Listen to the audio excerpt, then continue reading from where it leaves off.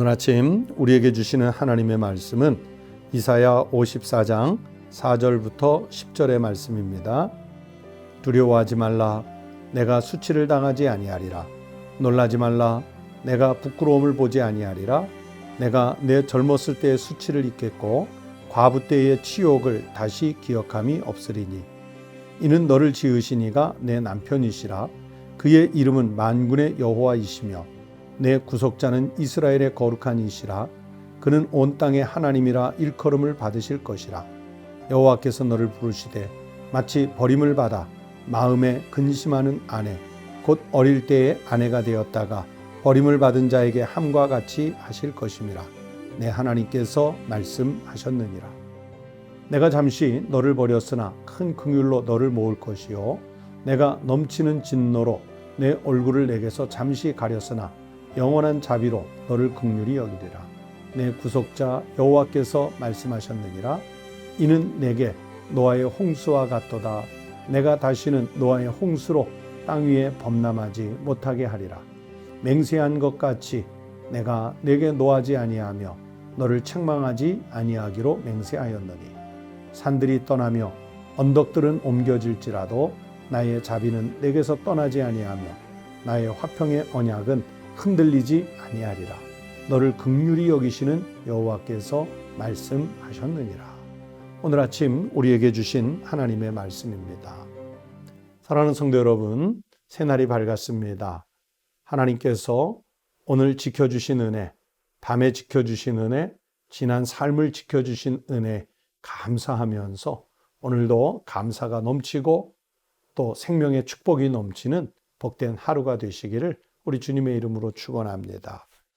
54장 말씀은 하나님의 백성은 궁극적으로 해방이 되고 그래서 회복되고 화평을 얻게 될 것이라는 그런 내용의 말씀입니다. 즉 성도가 연단을 받고 나면 분명히 받을 축복이 있다는 말씀이에요.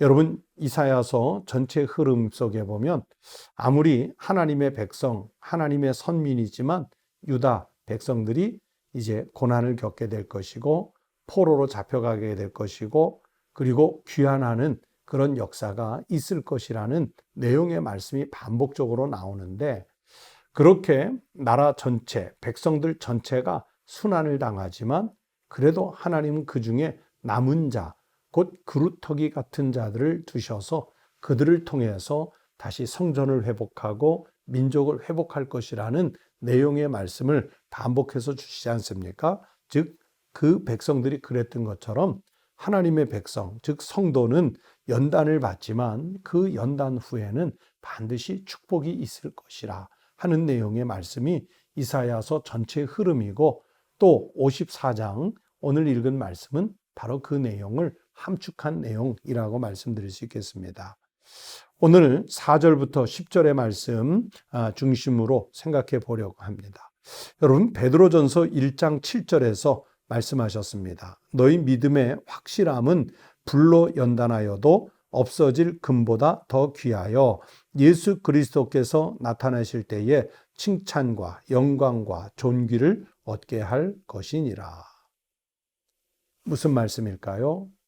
너희 믿음의 확실함은 그렇죠? 믿음이 확실하면 굳건하면 그 믿음이 흔들리지 않으면 불로 연단하여도 없어질 금보다 더 귀하다 그랬죠. 그런데 그 믿음이 확실한 것이 언제 나타나느냐? 예수 그리스도께서 나타나실 때에 칭찬과 영광과 존귀를 얻게 하는 모습으로 나타날 것이라는 것이 베드로 사도가 베드로전서 1장 7절에서 우리에게 주시는 말씀이었습니다. 여러분 그리스도를 믿어도요, 즉 우리가 기독교 신앙을 가져도 반드시 시련과 연단이 있습니다. 예수 잘 믿는다고 해서 시련이나 연단, 고난이 없는 것 아니죠. 반드시 있어요. 그러나 그 연단은 안 믿는 사람들에게는 불평과 원망, 절망 그런 것을 불러오지만 그러나 우리 하나님의 백성들은 그 연단을 통해 우리를 하나님의 사람으로 거듭나게 하고 영적인 축복의 통로가 될 수 있다는 것이 성경의 가르침입니다. 저를 매우 아껴주시는 어르신 목사님, 그리고 제가 존경하는 목사님이신데 김선태 목사님이라고 계세요. 우리 교회도 여러 번 오셨고, 그리고 우리 한국교회에는 실로암 안과병원을 만드셔서 앞을 보지 못하는 시각장애인이시면서도 안과병원장을 하시는 분이십니다. 그런데 김선태 목사님의 말씀을 여러 번 듣고 교제를 하다 보면 종종 그 말씀 속에 어떤 내용이 들어있냐면 오히려 시력을 잃은 후에 땅을 잃고 하나님을 찾는 사람이 되었다. 땅을 잃고 하늘을 찾는 사람이 되었다. 목사님의 고백 속에는 그래서 그 시력을 잃었다는 것이 원망과 저주의 이야기가 아니라 오히려 하나님을 더 깊이 만나고 오히려 하나님께서 맡겨주신 사역을 더 잘 감당할 수 있는 복의 통로가 됐다는 그런 간증의 말씀을 자주 하십니다. 여러분, 연단 후에는 축복이 있어요. 하나님을 모르는 사람들은 연단으로 다가오기 때문에 고통스럽지만, 그러나 하나님의 백성들은 연단 후에 축복이 있다는 것을 믿어야 합니다. 그런데 연단 후에 오는 축복이 무엇일까요? 부자가 되게 된다든지, 사람들에게 유명세를 나타내게 된다든지, 힘이 세진다든지, 그런 육체적인 세속적인 축복이 아니라 영적으로 주시는 연단의 축복이 있습니다. 오늘 성경 말씀이 그것을 말씀해요. 어떤 축복이 있을까요? 첫 번째 4절 말씀해 보시면 두려워하지 말라 네가 수치를 당하지 아니하리라. 놀라지 말라 내가 부끄러움을 보지 아니하리라. 내가 내 젊었을 때의 수치를 잊겠고 과부 때의 치욕을 다시 기억함이 없으리니. 어떤 축복일까요? 연단 이후에 수치와 부끄러움, 치욕이 사라진다는 말씀입니다. 젊었을 때의 수치는 무엇이냐면요, 혈기왕성할 때 저질렀던 그 잦은 실수들이 있지 않습니까? 그런데 그 젊었을 때 수치가 사라지게 하신대요. 과부 때의 치욕은 무엇일까요?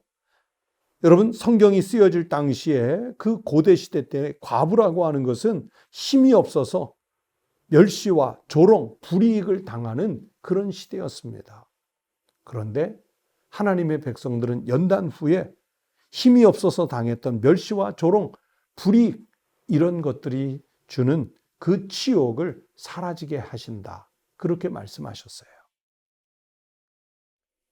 여러분, 연단은 그래서 젊었을 때의 수치, 과부 때의 치욕, 이런 것들을 제거하고 극복할 힘을 믿음으로 얻게 해주시는 통로가 됩니다.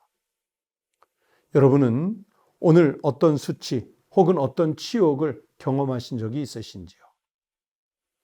주님 안에서 신앙을 잘 지키려다가 만난 수치나 치욕이라면 하나님이 우리로 하여금 극복하게 해 주실 줄로 믿습니다. 또 두 번째, 연단 후에는 믿음의 열매를 얻는 축복을 약속하셨습니다. 6절 말씀에 여호와께서 너를 부르시되 마치 버림을 받아 마음에 근심하는 아내 곧 어릴 때 아내가 되었다가 버림을 받은 자에게 함과 같이 하실 것임이라. 내 하나님께서 말씀하셨느니라. 그렇게 말씀하셨어요. 이게 어떻게 믿음의 열매를 얻는 길이냐고 말씀드릴 수 있냐면, 이 6절 말씀은 아이를 낳지 못해서 버림을 받았던 여인이 있었습니다. 옛날 우리나라도 봉건주의 사회일 때는요, 또 남아 선호 사상이 극심하게 퍼져 있을 때는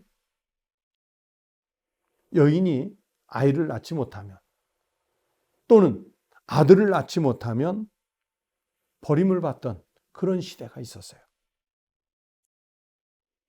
그런데 아이를 낳지 못해 버림받았던 그 여인의 태가 연단 후에 하나님의 은혜를 입은 사람들에게는 열린다는 말씀입니다. 그랬더니 남편의 사랑을 순식간에 회복하지 않습니까? 우리는 열심히 살지만 믿음 없는 열심은 가시를 도단하게 하는 그런 경우가 많습니다. 하지만 하나님의 백성으로서 연단을 적극적으로 수용하고 이겨내면 그 연단을 통해 가시 열매를 맺는 것이 아니라 참된 열매를 맺을 수 있도록 해 주시는 거예요. 마치 하나님께서 태의 열매를 열어 주시듯이 그렇게 믿음의 열매를 얻을 수 있는 축복을 주신다는 말씀입니다. 오늘 우리가 어떤 연단, 괴로운 일을 겪고 있다면 하나님 앞에 무릎 꿇으십시오. 이 연단을 잘 극복할 수 있는 힘을 달라고 기도하십시오.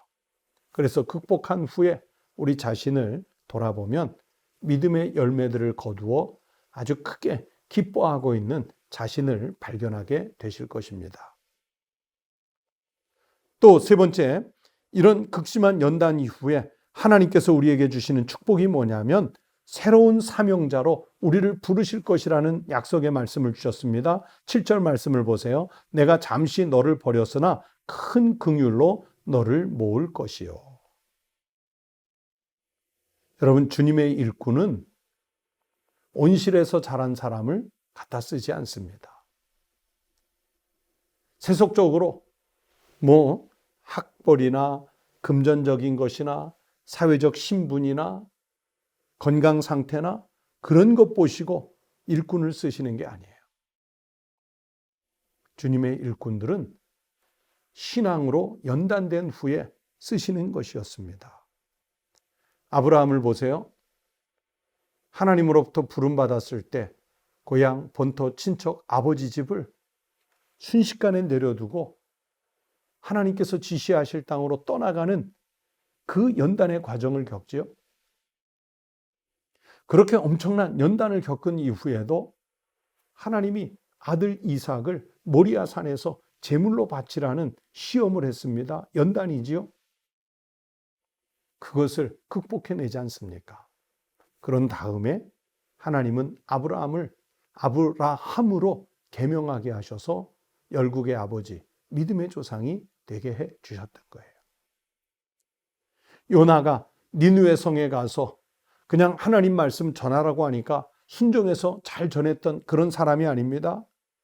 풍랑이는 바다에서 바다로 던져지고 그 다음에 하나님께서 예비하신 큰 물고기 뱃속에 사흘간이나 들어가 절체절명의 위기에 빠져서 연단받은 후에 니느웨 성에 던져졌을 때 거기에서 하나님의 말씀을 선포할 수 있었고 그 선포로 인해서 12만 명이나 되는 니느웨 성 도성의 사람들을 살려낼 수 있는 선지자가 되었던 것입니다.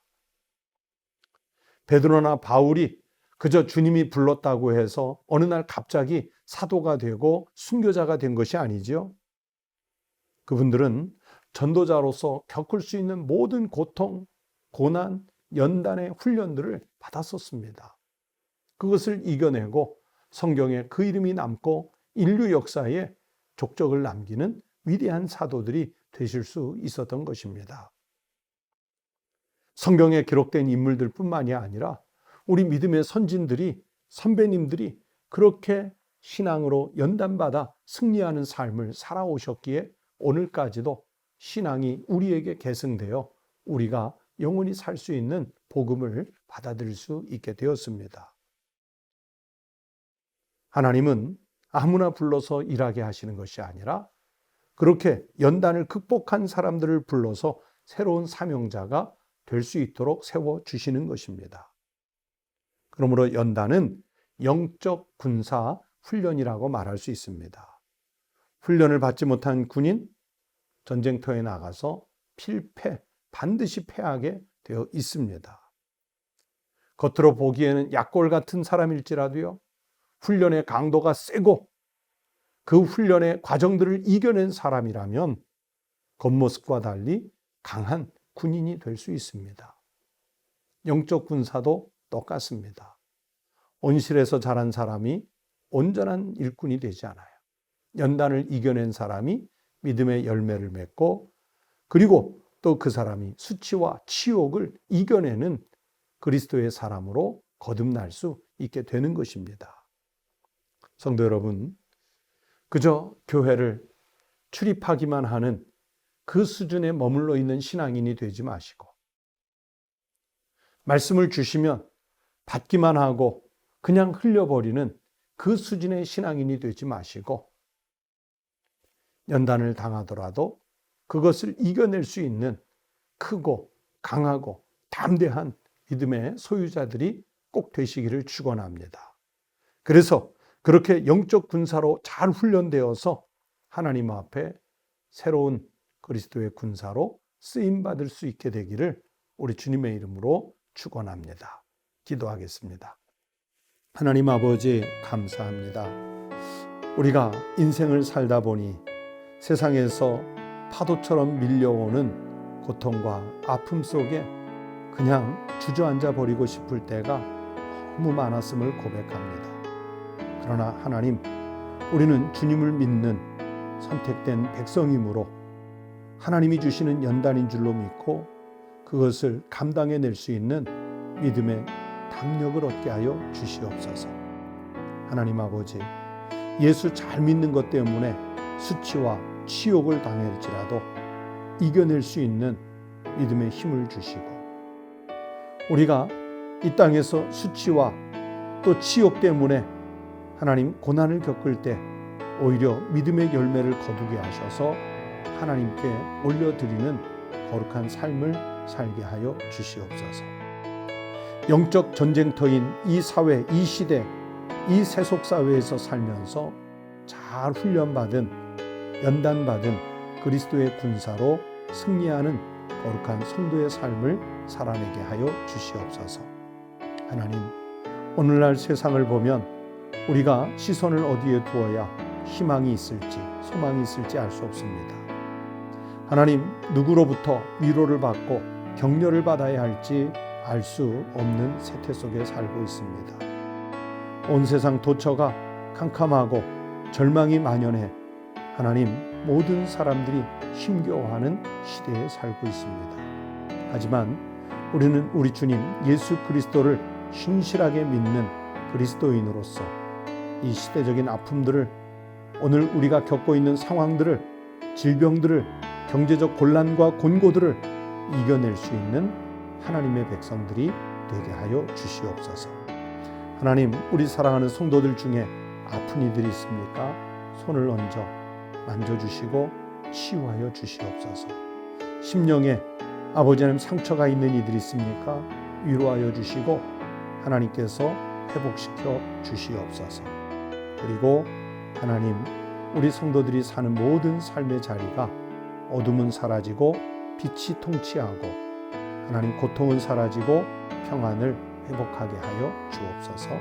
예수 그리스도의 이름으로 간절히 기도하옵나이다. 아멘. 오늘 아침 함께 기도하시겠습니다. 첫째는 수해와 전염병으로 어려움 겪고 있는 이웃과, 그리고 마찬가지로 우리와 똑같이 어려움을 겪고 있을 저 북한의 동포들을 위해서 기도해 주시기 바랍니다. 또 두 번째는 가정을 위해서 기도하시는데, 우리 가정이 믿음의 가정이 될 수 있도록, 신앙으로 세워지는 신실한 가족들이 될 수 있도록 기도하십시다.